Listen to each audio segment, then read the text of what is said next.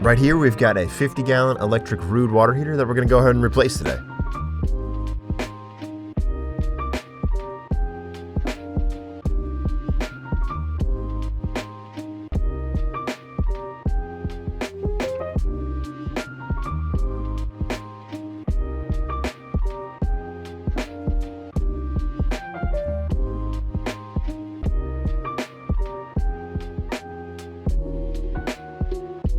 Nice and clean setup right here.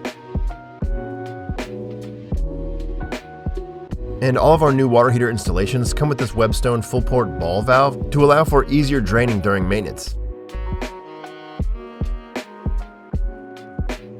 I looked at some drippy faucets that our company fixed about 6 months ago. We're going to go ahead and order them new ones and replace them next week.